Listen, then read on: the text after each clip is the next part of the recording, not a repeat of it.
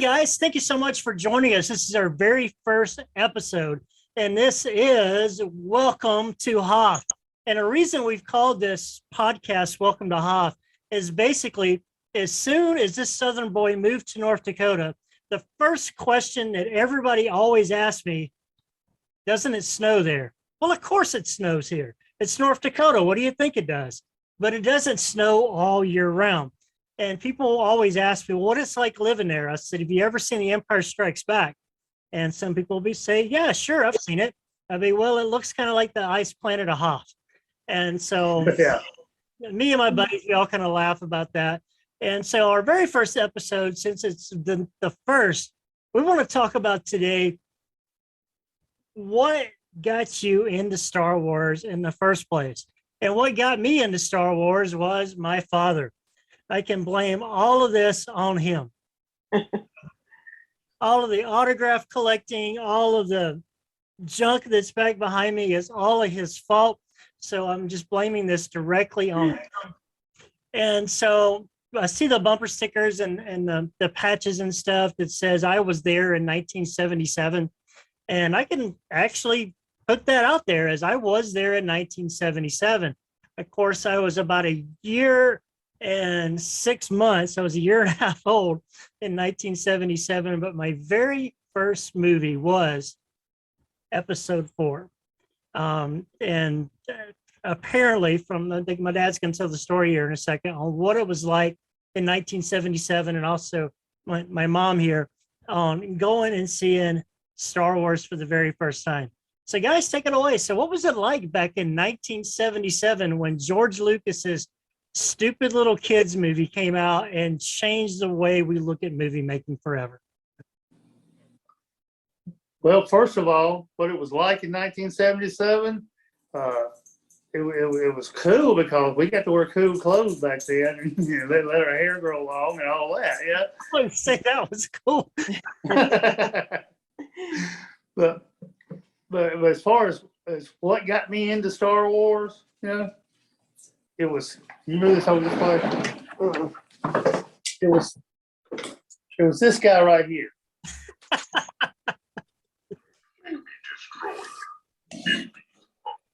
It was that guy right there. Darth Vader did it for you, huh? Yeah, because what George Lucas had done, he had created the most iconic, best movie villain of all times. And it was the character of Star Wars that won it for me. Also, we've seen it all. We've seen all the different episodes now. We're seeing what they're doing on Disney now, but also back then that was there'd never been nothing like that. When that movie come out, it was one of its kind. And the lightsabers and all that, the way they filmed it, it just blew me away. Even today, if I watch Episode 4 and that opening shot when Princess Leia's ship is running away and that Star Destroyer comes overhead, it's like, man, that's so immersive and just awesome cinema. I could have Yes. it was like in 77. Yeah, for me, it was, just less than a decade before I had been in high school and was a Trekkie and had been watching the Star Trek series. And so the special effects from the original Star Trek to Star Wars was just incredible, and I go back and watch those original movies and I'm still blown away by the special effects they were able to pull off in 1977. Absolutely. It's nothing even existed like any of the special effects stuff and everything. It was custom created. They even had to build their own computers. There wasn't that technology or anything. So it was very groundbreaking. But what was it like when this little kids movie, the mania around it, when, all of a sudden here it was right after 1976, the U.S., the bicentennial, 200 years old, and then boom, the summer of Star Wars. One thing I remember is the trailers and the advertisements about it didn't show much about what the movie was. So it was a surprise to everybody. But all I remember, it was show this logo on the trailer and say Star Wars is coming. That's all it would say. Star Wars is coming. So we had to go see what that is. Star Wars is coming. So George, he marketed it great, And let me say this: a lot of people consider Star Wars as a science fiction movie, but it's not science fiction. It's a space opera. Okay, it's a Western in space, and that's what I love about it. Yeah, I agree. Yeah, absolutely. And there's, a lot of it was based off of George Lucas' love of mythology. The old mythology that we probably read in high school and stuff. I'm sure you've read the Odyssey from the Homer, and you read that, and a lot of those characters are very similar. You have the old man that brings the young person on an adventure, and it's that coming of age with that. You've got the swashbuckler and all of that stuff that's in there. But you're right, it's exactly like a Western. And even today with the Mandalorian to me is just a Western. Yeah. Oh yeah. It's like the Magnificent Seven, some of the shootouts and fantastic. I love it. Yeah. So what was it like taking me and Mike to Star Wars in 1977? I would have been really upset if you brought a 1.5-year-old to Star Wars now. Surprisingly, y'all were both quiet. I didn't have to take out y'all were both focused on the screen up ahead. Y'all never seen a big screen like that before. Y'all was focused on it. I remember one of the funniest things I remember is had the popcorn in my lap and had a Coke there, and it was you was reaching over for the popcorn, putting your hand in my Coke because you wouldn't take your eyes off the screen. That's awesome. And of course, when we went to every episode after that, there was like a family tradition. We would still see the premiere of the big Star Wars. Well, not everybody got to go. Yeah. Well, one time, Empire Strikes Back, which ironically became your favorite movie. It was Return of the Jedi, actually. I thought it was Empire Strikes Back. Yeah, Return of the Jedi. Well, anyway, I don't forget what you had done, but you were grounded. You couldn't go. One of the worst punishments ever. He did make it up to me. We did go see it when they re-released it with when George Lucas had done some more digital editing to it, and it definitely made it up for me. But I'm sorry, go ahead. No, I was just going to say, for me, I had 3 children at the time, and we lived in Texas, and we didn't see it in the theater. We saw it in the drive-in. So it wasn't just a big screen, it was a mega screen. And I had the youngest was about 1 year old, and the second one about 2.5, but Charlie was coming up on 6 years old.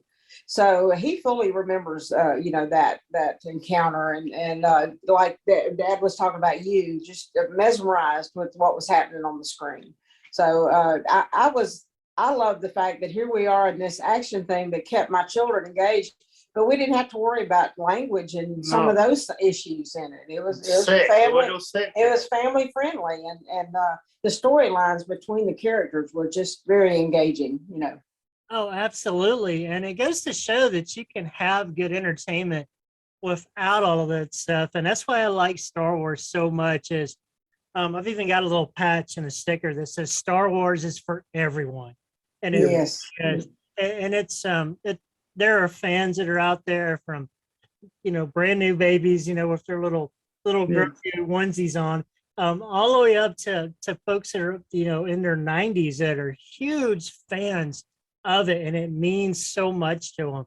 It's because it's just good, entertaining. It's just a good quality film, and it's a whole lot of fun.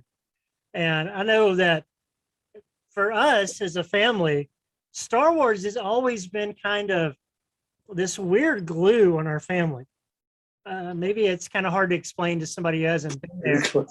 It has been the source of many of a debate, a couple of arguments, but always has brought the family together. We may not hear from each other because I moved away to North Dakota, and Mike, he works a lot. And, when there's a new episode, on the TV show or whatever, and it's something real awesome, those text messages start flying. Hey, have you seen the movie? And don't tell me about it. I will say it. Yeah, and we can't wait to get together to talk about it. You guys are coming out west here pretty shortly, and I'm sure there'll be lots of talk about some of the new stuff that's out. But it's always been something that we've always loved together. And Speaking of that, have you seen that what's on TV and all that now? Have you seen the last episode of Obi-Wan? no, sir, not yet. That's on my agenda for this weekend. Yeah. I'm not going to spoil it for you, but it's awesome. There's some scenes in there that we always wanted to see, and they put them in there. I think there's about 6 text messages on my phone right now. Said, have you seen the new Kenobi? Like, why haven't you? What is so important that you have? It's like, I've got other things to do right now. But so tell me, of course I'm fans, of the original trilogy. Episodes 4, 5, and 6 are definitely my favorite. Because that's what I grew up with. But what are you guys' thoughts about the new Star Wars stuff that's coming out? I'll go ahead and get out of the way. I love The Mandalorian, okay? Absolutely. But I haven't been a big fan of the Obi-Wan. Don't shoot me. All right. I think that, here in the last few years, there's been kind of a different camps that have set up within Star Wars, and I think it's kind of silly. Is because, of course, I'm going to love the original trilogy, is because that's what I grew up with. Right. That's what I remember is that. But now kids, especially like Maddie and Kennedy's age, what they grew up with was the prequels. Mm-hmm. Yes. Yeah. They grew up with Qui-Gon and little Anakin and Padme and Jango Fett and the Clone Wars and all of that. That's what they know. And that's the things that resonate with them. And now the younger generation has come up with, which definitely isn't my favorite stuff, is the stuff that Disney has came out with. And so people are big fans of Kylo Ren and all of that. So I think it's perfectly okay for Star Wars is for everyone. And so I can definitely understand where not everything is going to be a hit with everybody. But it's kind of like if you have a football team, right? You don't quit liking them because they have a bad season, right? Right. So if Alabama, I know that's what you guys like, and I've got my own opinion about that. If Saban and the boys have a bad year, you don't quit wearing your Alabama shirt, do you? No, I quit watching them one year, but because of something. But it was because of something Saban did. Yeah, but you came back to it as once things get better. I think it's the same thing with Star Wars. If sometimes they have off years or off movies and everything, but it still doesn't take away that love that you have for Star Wars. And what's cool is Star Wars isn't going away anytime soon, especially with Disney taking it. They've been beating, Snow White since the 30s. So do you think they're going to stop with Star Wars? Yeah, come on. Yeah. But one thing about the original, you talking about that, about your daughters and that generation grew up with the prequels, and now we have the last 3 episodes, the Skywalker episodes. One thing that was unique about those original 3, and that the young people won't understand today, is that when we used to go to movies when we were kids, you got to see a featured feature, Mm-hmm. a newsreel, a featured feature, a cartoon, and then you have a second movie, but a cartoon, and you have a serial between them. And those serials like Zorro, Buck Rogers, things like that. And they were always continuing. And George Lucas was basing Star Wars because of his love of those sequels. Mm-hmm. And so it continued. It was a continued story. And even the way sometimes some of the scenes closed out like that, with just kind of folded in on itself, was straight out of them sequels. The serials that we watched as kids. Very much influenced by all that. Yeah. Absolutely. Flash Gordon was one of his big influences and stuff, and all of those serials and everything. And even some of those serials, that you're talking about ended up influencing Indiana Jones as well. Another. Yes. Yeah. And so it's amazing how all of that is brought together. So what I want to talk about for just a second is how Star Wars has been a part of our family in some really unusual and weird ways.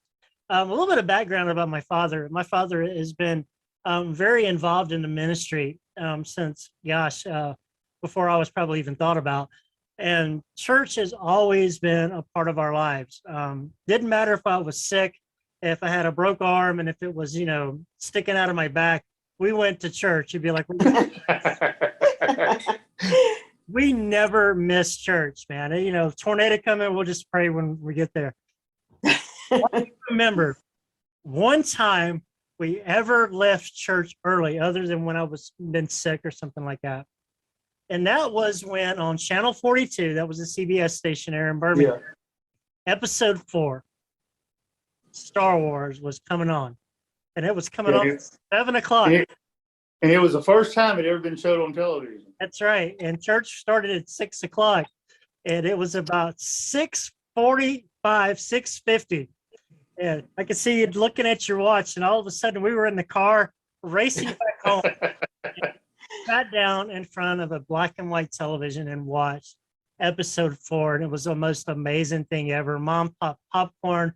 We sat there and we watched that together. And that's one of those memories that I still cherish today was getting to go home early for church from that. And so it seems like it's always another thing that I want to talk about is I like to kind of pick you on a little bit. My dad was heavily invested in a minister by the name of Bob Larson. And this was Bob Larson was on everything was demonic scare, which is really tough being a kid in the 80s. It means no He-Man, none of that stuff. That was all demonic in nature and everything, man. My dad was just really caught up in it. Not your fault. I understand where you came from. He was really on board with it until, tell him what happened.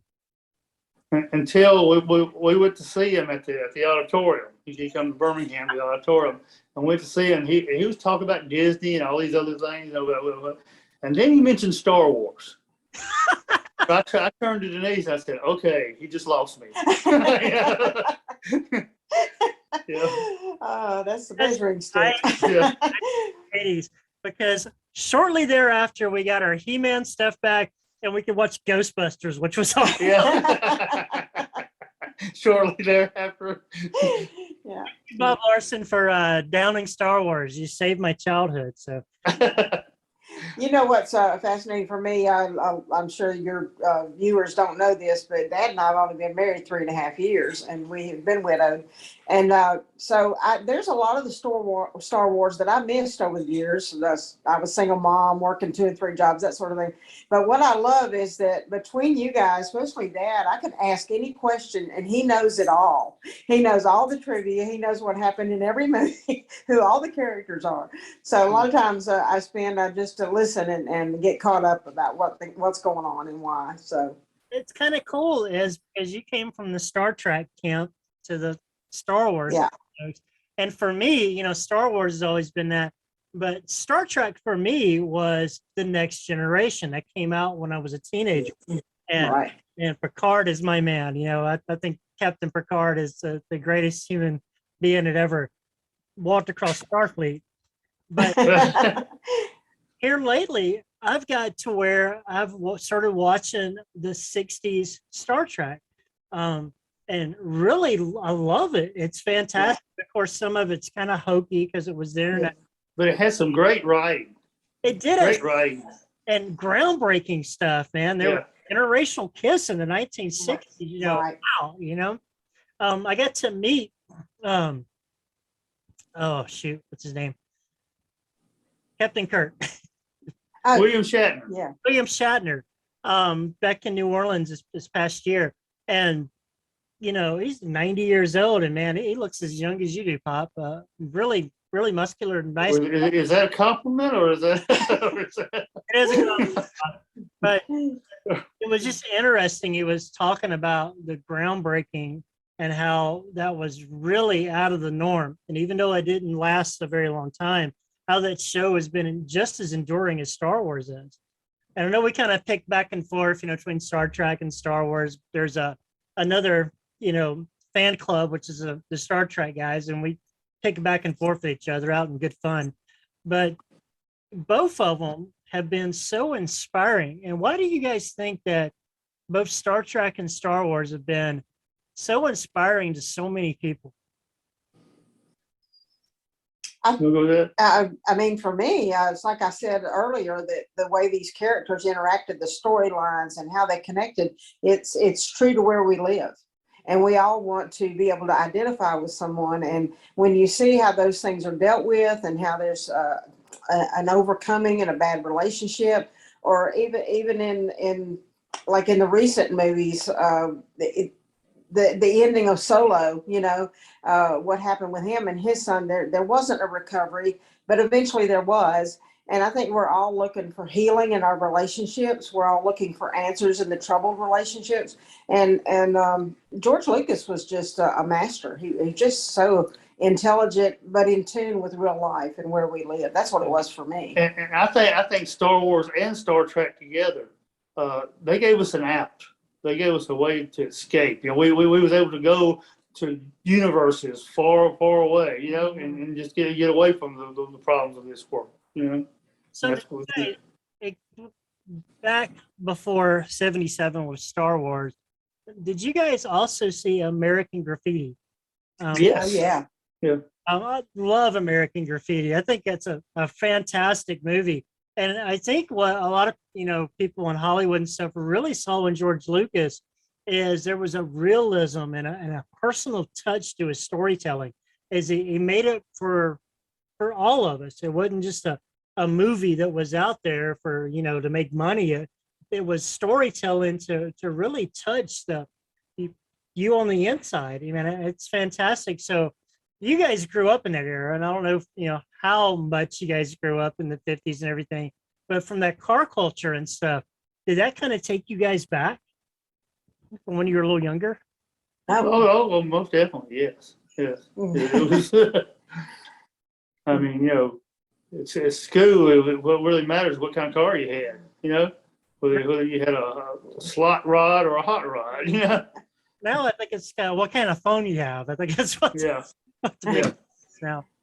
But But something interesting about American Graffiti is that it was called American Graffiti that George Lucas ended up as Solo in the Star Wars movie, because he was featured in American Graffiti. And so when they started casting it, Lucas wanted Harrison Ford in it.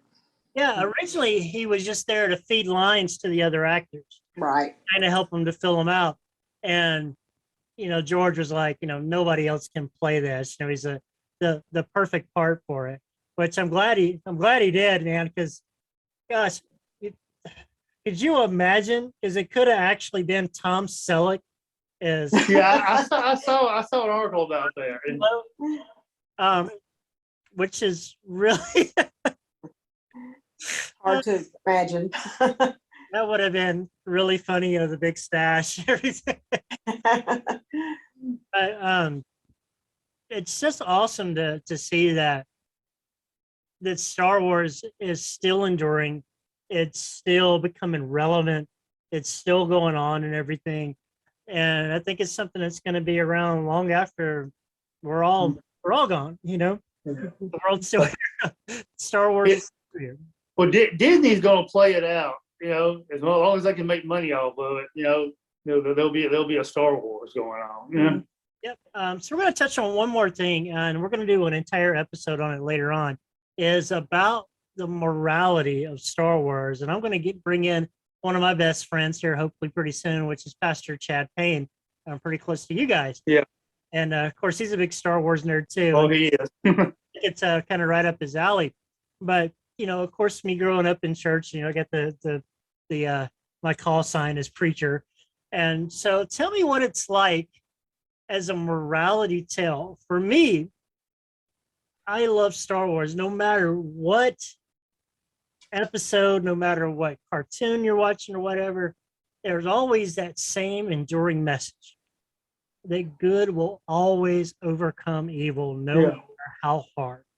And I think that's something that is so needed in today's world. You know, every time you turn on the TV, there's something bad, and there's, you know, shootings and different things that are going on. And it's easy to think about, well, everything's bad, you know, but just because you got a Death Star in front of you, there's always a thermal exhaust to make things better. So Yeah. tell me a little bit about what you guys think about that, about Star Wars is a good morality tale, even for today. You know what I'm saying? Well, so Star Wars it injects as a classic thing in literature is the hero's journey.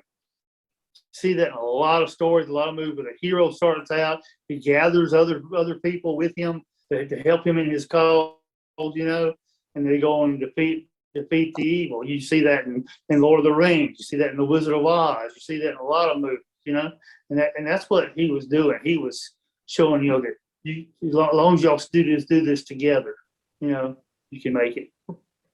One of the things that really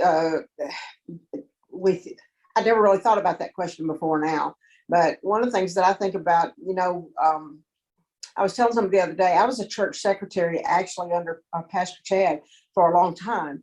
And so I saw the ins and outs of how a church comes together and how a congregation comes together to work. And it's not always easy because you have different personalities and difficulties coming together for a common goal.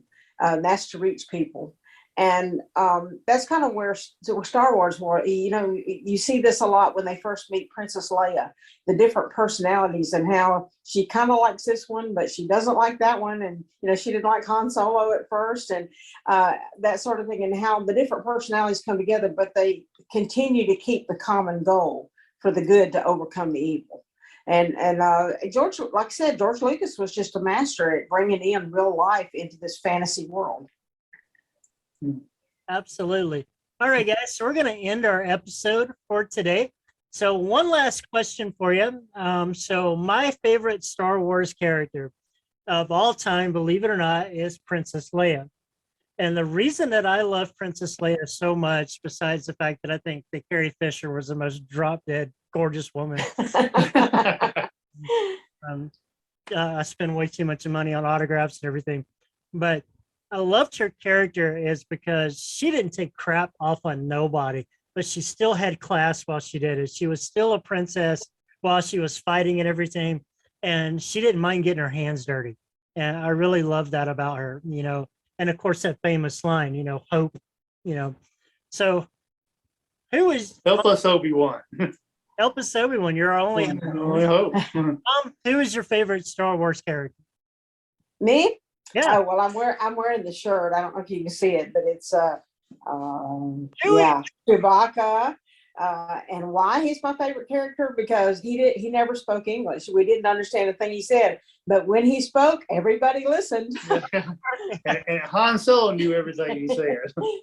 Absolutely. And Pop, I think you kind of shared a little bit about your favorite character, but just to make sure, who is it? Join me, and together we can rule the galaxy as father and son. Absolutely. Well, guys, thank you so much for joining us. This has been fantastic.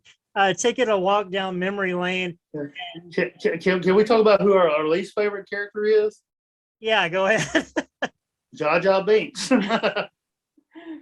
Yeah. That's kind of a universal one. What about you? What's your least favorite character, Mom? My least favorite character, that's a tough one. I might have to go with the Jar Jar Binks. Yeah. Mine right now is actually Kylo Ren. I just find him way too moody for me. You know, like, man, you need to maybe you need some medicine or something. You know, I don't know. Help the poor kid out. But guys, thank you so much. This was fantastic. We took a walk down memory lane back to 1977 when this all got started. And you can see how Star Wars is still an amazing part of our family. And so we're going to sign off and thank you guys for joining us. And thanks for having us. It was great.